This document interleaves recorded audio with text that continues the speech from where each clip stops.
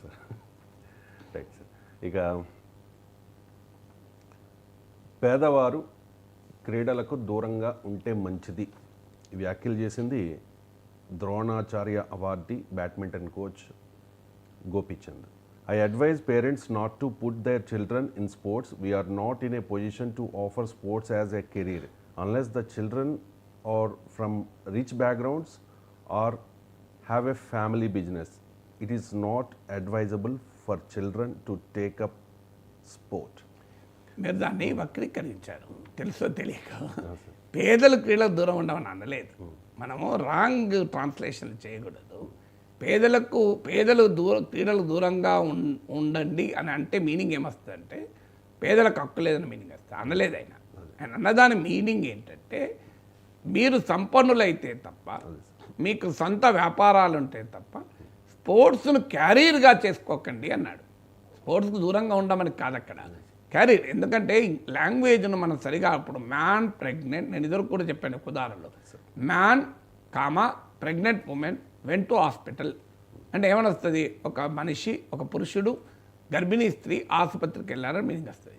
మీరు ఈ కామాను తీసి ప్రెగ్నెంట్ తర్వాత పెట్టండి, man pregnant women went to hospital, ఏం మీనింగ్ వస్తుంది, పురుషుడు గర్భం దాల్చాడు, స్త్రీ ఆసుపత్రికి వెళ్ళింది అని వస్తుంది.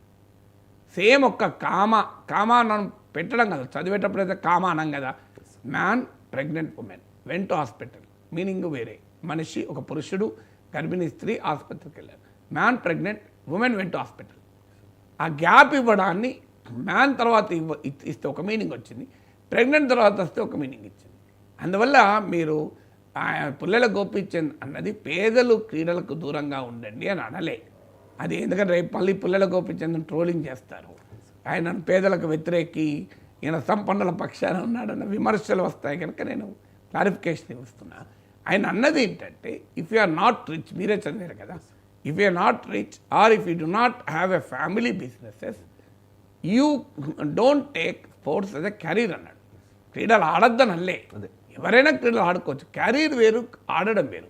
ఇప్పుడు మన ఇళ్ళల్లో కూడా మనం కూడా బ్యాడ్మింటన్ ఆడతాం, క్యారమ్స్ ఆడతాం, కానీ దట్ డజంట్ మీన్ మన క్యారీర్ కాదు అది. అందువల్ల career is different from playing. ఇక్కడ పుల్లెల గోపీచంద్ ఆడద్దు అని ఎవరిని అనలే, ఆడడంలో పేదలు ఎవరు సంపన్నుల తేడా లేదు, క్యారియర్గా మార్చుకోవడం వద్దు అన్నాడు. ఎందుకు వద్దన్నాడు, అదేదో పేదల మీద వ్యతిరేకత్వం అన్నది కాదు. అయినా అన్నది ఏంటి, ఈ దేశంలో 1%, ఈ దేశంలో కాదు ఎక్కడైనా 1% మాత్రమే స్పోర్ట్స్లో టాప్ పొజిషన్స్కి వెళ్తారు. టాప్ పొజిషన్స్కి వెళ్తే ఇబ్బంది ఏం లేదు, బ్రహ్మాండమైన బ్రాండింగు, ఆదాయాలు, ప్రభుత్వాలు డబ్బులు ఇస్తుంటాయి, కార్పొరేట్లు ఫండింగ్ చేస్తుంటాయి, వాళ్ళని అడ్వర్టైజ్ బ్రాండ్ ప్రమోషన్కు వస్తాయి, మామూలుగా ఉండదు. కానీ ఒకటి, అన్ని క్రీడలకు ఈ అవకాశం లేదు. ఇది మొదటి సమస్య. మీరు క్రికెట్లోనో బ్యాడ్మింటన్లోనో స్టార్ అయితే మీకు బ్రాండ్ ప్రమోషన్కు అవకాశాలు వస్తాయి. మీరు క్యారమ్స్లో స్టార్ అనుకో, మీకు బ్రాండ్ ప్రమోషన్కి అవకాశం వస్తుందా? మీరు కబడ్డీలో స్టార్ అనుకో, మీకు బ్రాండ్ ప్రమోషన్కి ఎవరైనా మిమ్మల్ని సంప్రదిస్తారా? ఇది మొదటి సమస్య. అన్ని క్రీడల్లో కూడా నీవు ఎంత టాప్ పొజిషన్కి వెళ్ళినా ఆ స్టార్డమ్ రాదు. క్రికెట్లో రావచ్చు, బ్యాడ్మింటన్ రావచ్చు, ఈ మధ్య కాలంలో చెస్లో రావచ్చు, కానీ అన్నిట్లో వస్తాయా?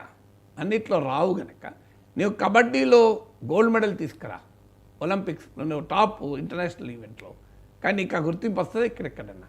ఆయన ఎయిర్పోర్ట్లో దిగితే 1,00,000 మంది పోతారా, 10,000 మంది పోతారా? మీరు ఒక స్విమ్మింగ్లో టాప్ రికార్డ్ సంపాదించరా, ఏమన్నా వెళ్తారా బయటికి? అందువల్ల ఇది మొదటి సమస్య.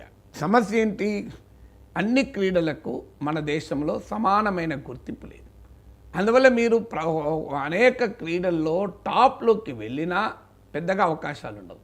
రెండవ సమస్య ఏంటి అంటే మన దగ్గర ఒక రకమైన ట్రంకేటెడ్ స్ట్రక్చర్. మీరు రంజీ ట్రోఫీలో 300 కొట్టినా నేను ఎవరు పట్టించుకోడు. అదే టెస్ట్ మ్యాచ్లోనో వన్డే మ్యాచ్లోనో కొడితేనే నువ్వు స్టార్. రంజీ ట్రోఫీ అనేది ఒక తొలిమెట్టు, it's a basis, foundation, first class cricket. కానీ అన్ఫార్చునేట్లీ దానికి వాల్యూ లేదు. కానీ టెస్ట్ మ్యాచ్లో నువ్వు సక్సెస్ అయితేనే స్టార్. ఒక జిల్లా లెవెల్లో నువ్వు సక్సెస్ అయ్యావు స్పోర్ట్స్లో, నువ్వు స్టేట్ లెవెల్లో సక్సెస్ అయ్యావు, నీకేముంది అవకాశం? ఒక క్రీడలో రాణించాలి అంటే చదువు ఎఫెక్ట్ అవుతుంది టోటల్గా. అంటే క్రీడలు ఆడటానికి చదువు ఎఫెక్ట్ కాదు, ఇది రాంగ్ నోషన్. క్రీడల్లోనూ ఉంటే చదువులో కూడా ఉంటారు, రీసెర్చ్ కూడా చెప్తుంది. కానీ క్రీడల్ని క్యారియర్గా ఎంచుకున్నప్పుడు అనివార్యంగా నువ్వు ఇతర క్యారియర్ ఎఫెక్ట్ అవుతుంది. ఎందుకంటే క్యారియర్గా ఎంచుకోవడం వేరు, ఆడడం వేరు. ఆడడమేమో విశ్రాంతి సమయంలో ఆడతావు, క్యారియర్ అంటేమో విశ్రాంతి సమయంతో సంబంధం లేదు, ఫుల్ టైం పర్స్యూట్ అది. ఫుల్ టైం స్పోర్ట్స్ పర్స్యూ చేసినప్పుడు ఏమవుతుందంటే ఇతర క్యారియర్స్ ఎఫెక్ట్ అవుతాయి. మరి స్పోర్ట్స్లో నువ్వు ఒలింపిక్ మెడలో ఏదన్నా వస్తే ఓకే, రాకపోతే నువ్వు స్టేట్ లెవెల్ ఛాంపియన్గా వస్తావు. మనం అప్పుడప్పుడు పత్రికల్లో చదువుతాం చూడు, జాతీయ క్రీడల్లో గోల్డ్ మెడల్ గెలుచుకున్న ఆ అమ్మాయి మక్క కంకులు అమ్ముకుంటున్నది అని మనం టీవీలో పేపర్లలో వస్తుంటాయి చూడండి. సో ఒక మెకానిక్ షాప్ పెట్టుకొని నడుపుతున్నాడు, నేషనల్ అవార్డు విన్నరు అని. ఎందుకు? ఆడవాళ్ళకు అవకాశాలు లేవు. అందువల్ల మన దగ్గర ఉన్న ట్రంకేటెడ్ స్ట్రక్చర్, మీరు ఒలింపిక్లో మెడల్ వస్తే ప్రైమ్ మినిస్టర్ మాట్లాడతాడు, చీఫ్ మినిస్టర్ మాట్లాడతాడు, కోట్ల రూపాయలు గిఫ్ట్ ఇస్తారు. కానీ జిల్లా లెవెల్లో కనుక నీకు అవార్డు వచ్చింది అనుకోండి, ఓ ఎంపీ పిలిచి 1 లక్ష రూపాయలు అని ఇస్తాడా? ఎక్కడా ఇవ్వరు.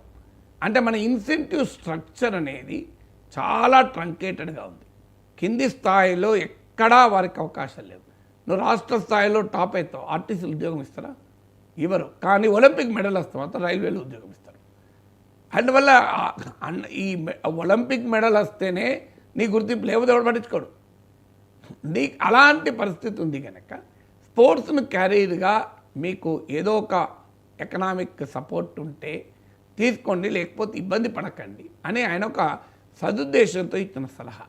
దాన్ని మనం వక్రీకరించి ఆయన పేదలకు క్రీడలకు దూరం చేయాలనుకున్నాడు, క్రీడలు పేదలకు పనికిరావన్నాడు అనే కంక్లూజన్ రాకూడదు. పేదలు కెరీర్గా మాత్రం చేసుకోవద్దు. పేదలు కెరీర్ చేసుకోకూడదని కాదు, డబ్బు ఉంటేనే చేసుకోండి అని. దాన్ని చెప్పే పద్ధతిలో మనం చెప్పకపోతే అది ఆయన పేదల గురించి ప్రస్తావన చేయాలి. ఆయన మాటలు ఎక్కడ పేద అన్న పదమే లేదు. లేదు మనం ఎందుకు సృష్టించాలి? If you are rich or if you have a family business. ఎందుకన్నాడు? స్పోర్ట్స్ కెరీర్గా ఫెయిల్ అవుతుంది, you have something to fall back కదా. వాళ్ళకు వ్యాపారం ఉంటుంది, వ్యాపారం చేసుకుంటుంటాడు. సంథింగ్ టు ఫాల్ బ్యాక్ అనే ఉద్దేశంలో అన్నాడు తప్ప వాళ్ళకి యాక్సెస్ ఉండకూడదనే ఉద్దేశంలో లేదు. Thank you sir. చాలా అంశాలకు సంబంధించి